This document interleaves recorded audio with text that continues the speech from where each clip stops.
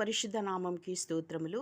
మొదటి దశలోనికయలకు 4:16 ఆర్భాటముతోనూ ప్రధాన దూతల శబ్దంతోనూ దేవుని బూరతోనూ పరలోకం నుండి ప్రభువు దిగివచ్చును. క్రీస్తునందుండి మృతులైన వారు మొదట లేతురు. క్రీస్తునందుండి అంటే దేవుని యందు విశ్వాసము కలిగి మరి ఆయన వాక్య ప్రకారము జీవించువారు వారి యొక్క ఏంటిది అనంటే జీవం క్రీస్తులో ఉంటుంది. వారు అన్నట్టు క్రీస్తునందుండి మృతులైన వారు మొదట లేతురు. స్తోత్రం.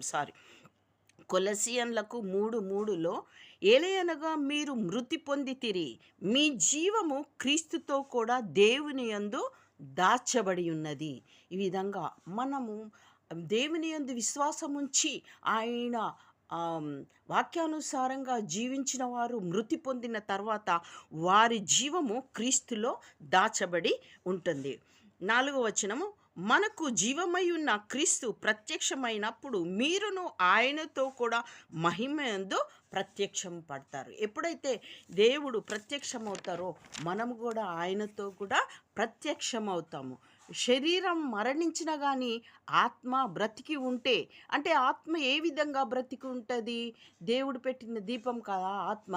అది ఆరిపోకుండా ఉన్నప్పుడు, అంటే దేవునిలో మనము స్థిరముగా ఉన్నప్పుడు మనము ఆత్మ బ్రతికి ఉంటుంది. కాబట్టి ఆత్మ చెప్పు మాట వినబడుతుంది. ప్రకటన 2:7లో చెవిగలవాడు ఆత్మ సంఘములతో అంటే ఏది అది లేపబడుతుందంటే సార్వత్రిక సంఘం. ఏ సంఘంలో ఉన్నవారైనా దేవుని యొక్క పరిశుద్ధతతో జీవించినప్పుడు వారు ఆత్మ చెప్పుచున్న మాట వినగలుగుతారు. దేవునికి స్తోత్రం. హల్లెలూయా.